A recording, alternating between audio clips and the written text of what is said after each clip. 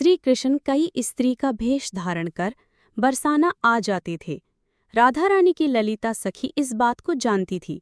वह श्री कृष्ण से कहने लगी कि तुम कभी मालिन बनकर और मणिहारिन बनकर राधा रानी से मिलने आते हो और घूंघट के कारण तुमको कोई पहचान भी नहीं पाता। अगर हिम्मत है तो तुम पुरुष के भेष में श्री राधा रानी से मिलने आकर दिखाओ।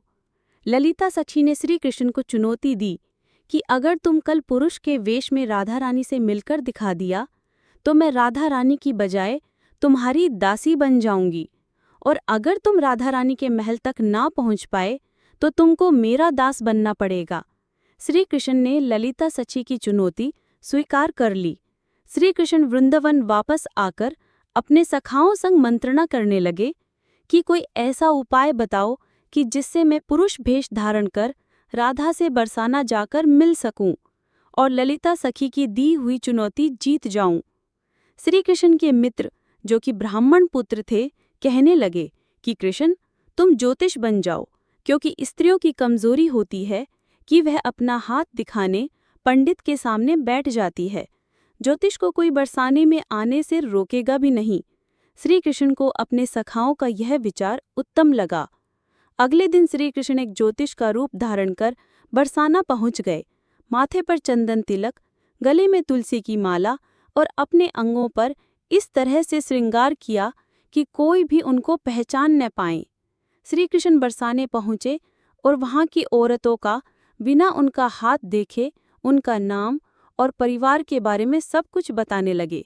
सभी औरतें बहुत प्रसन्न थीं कि ज्योतिषी सब कुछ सच बता रहा है। अब श्री कृष्ण से कहाँ कोई कुछ छिपा सकता है। यह बात बरसाने महल तक पहुंची तो एक औरत ने ललिता सखी को बताया कि बरसाने में एक ज्योतिष आया है जो सबके बारे में सब कुछ सच सच बताता है। ललिता सखी भी अपना हाथ दिखाने श्री कृष्ण के पास पहुंची तो श्री कृष्ण ने उसका नाम, गांव का नाम, सब कुछ बताया तो ललिता सखी कहने लगी कि यह सब तो तुम गांव में किसी से भी पूछकर बता सकते हो। बताना ही है तो ऐसा बताओ कि इस समय मेरे दिमाग में क्या चल रहा है। श्री कृष्ण मुस्कुराते हुए बोले कि इस समय तुम्हारा दिमाग किसी को यहाँ आने से रोकने के बारे में सोच रहा है। ललिता सखी ने पूरे महल में सख्त पहरा लगवाया था कि किसी भी सूरत में श्री कृष्ण महल तक ना पहुँच पाएं। ललिता सखी उत्सुकता से श्री कृष्ण रूपी ज्योतिषी से पूछने लगी कि क्या जिसे मैं रोकने के बारे में सोच रही हूँ वे कब तक महल में आएगा।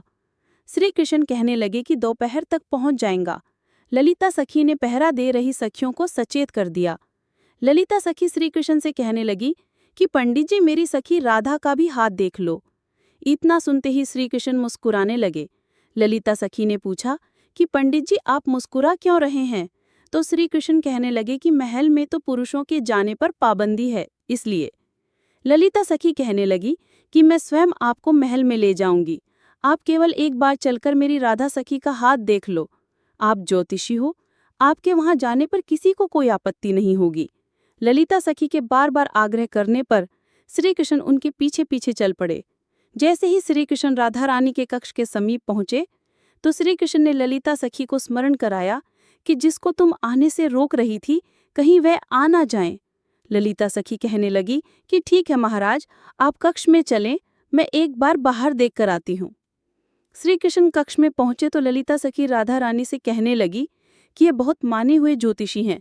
गांव की औरतों ने इनको अपना हाथ दिखाया है, आप भी दिखा दो। श्री कृष्ण ने राधा रानी के समीप बैठकर उनका हाथ अपने हाथ में ले लिया और अपने बारे में इशारे से बताने के लिए उनके हाथ को थोड़ा सा दबा दिया। ललिता सखी कहने लगी कि महाराज, यह क्या कर रहे हैं। श्री कृष्ण कहने लगे कि मैं तो राधा रानी के कोमल हाथ की लकीरों को अच्छे से देख रहा हूँ। फिर श्री कृष्ण जब राधा रानी के हाथ को अपनी आंखों के समीप लेकर गए तो ललिता सखी कहने लगी कि यह क्या कर रही हो।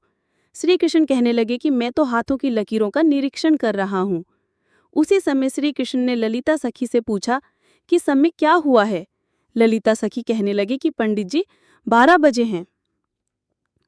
उसी समय श्री कृष्ण ललिता सखी से कहने लगे कि देख लो, मैं पुरुष भेष में राधा रानी के पास पहुंच ही गया।